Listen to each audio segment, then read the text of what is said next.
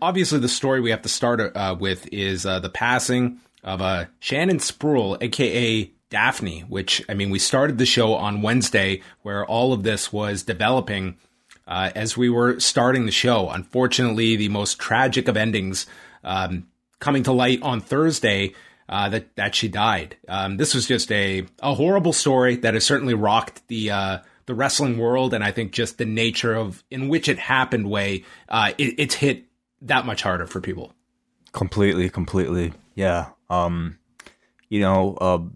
For me, like immediately when I heard about it before going on air with our Dynamite review on Wednesday, like it felt very similar for me, like to the Hana Kimura situation, seeing that unfold and then not really finding out until, after we had finished recorded that person had passed. And to see, like to see the entire, I would say, North American wrestling online audience kind of like following this and really wishing for the best, and having it end so tragically is, it's I would call it sort of like a communal experience of heartbreak and sadness that we're all feeling right now. So I really liked what you wrote in your update today, John. Just kind of like encapsulating, I would say, maybe a lot of what people are feeling and directing the conversation perhaps at, these issues of mental health that obviously, can't be spoken about enough.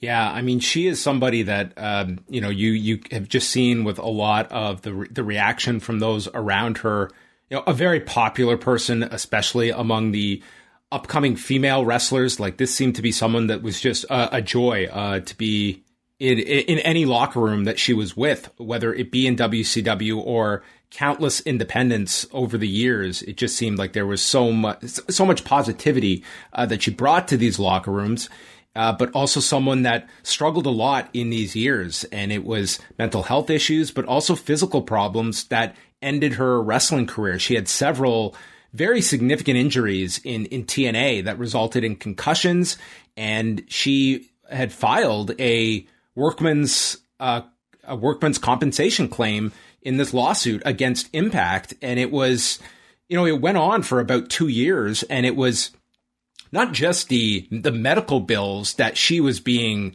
essentially like thrust with, which is just like, there's no way you can possibly justify that on a performer, but she was also looking to, have a judge rule, like, are we in fact employees here or independent contractors? And for obvious reasons, like, Impact settled this after, 2 years. That can be a lot of burden on one person that, the contents of the settlement were sealed. So that part was not known.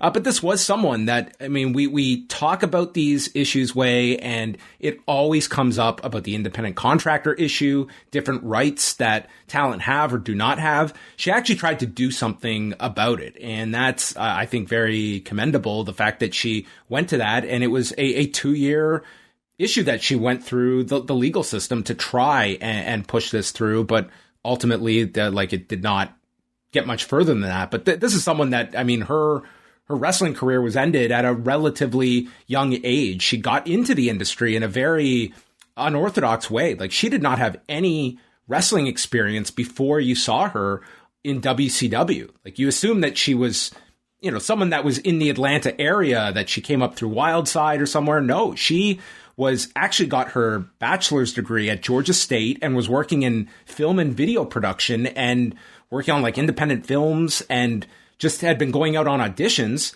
And the role of Daffney was actually one she auditioned for with another woman. She got the role, and it was only supposed to be like a handful of appearances, but it got over. And I think that's the role that she will always be most synonymous with, alongside David Flair and Crowbar.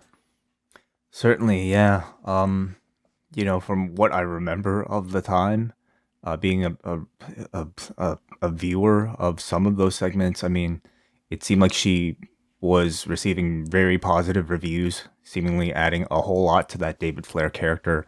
And It was the best role David Flair ever had. Like, they worked off each other really well. And it, like, David Flair was just, I mean, it was a really tough role that he had been put in as the son of Ric Flair, who was so inexperienced. And then you go this totally different direction.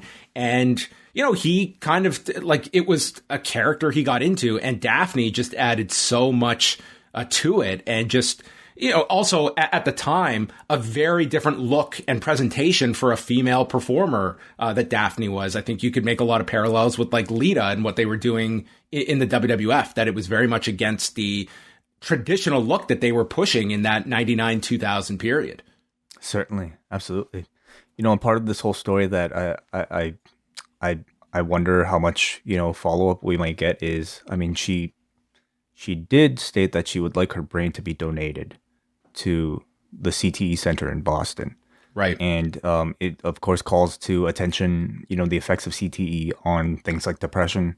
You know, do we hear any sort of follow-up? You know, can we maybe as a fandom continue to ask these questions to perhaps, you know, continue to protect our wrestlers from receiving concussions in the future? Will we learn any more information about this? Yeah, I mean, that was her final request. So I hope that it is that is taken into account and that is actually done. Like, I mean, that would be the ultimate way to honor her, is respect her last wish that she had. You know, you can't fully understand what somebody is going through in that kind of situation. And it's horrifying that it played out in the way it did. And it was, you know, an instance where I think you could see like the panic that ensued and the tool that social media can be, that there was so many alarmed people on Wednesday night, and it made it difficult for us to start this show because that was literally just beginning. But there were, you know, a lot of efforts to reach her. And it was just such an unfortunate ending when that news was confirmed on Thursday.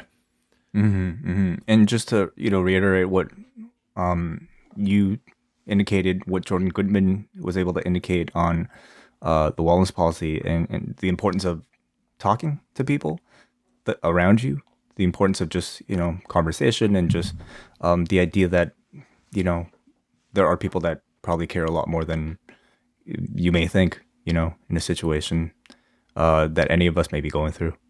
I think like that's a huge message that I hope that people get from this. Everyone goes through, you know, varying degrees. So it's impossible to just simplify it with, you know, what people are going through. But it's certainly something that I hope that there are people out there that see this, and if it somewhat reaches them, realizing, I think it's just that fear of like isolation, that nobody can possibly understand what you're going through. And I think that there is networks out there that they do know they can help, or at least try. And sometimes that is just half the battle, is getting it outside of your system. So it's just a really tragic story. I don't know how much more there is to say about it, other than, I mean, it's someone that, I mean, 46 is an extremely young age, and someone that, you know, went through a lot of struggles over these last few years. And I'm sure it was significant, and we're just on the outside looking in, and it's a horrifying conclusion just with everything that happened the last few days.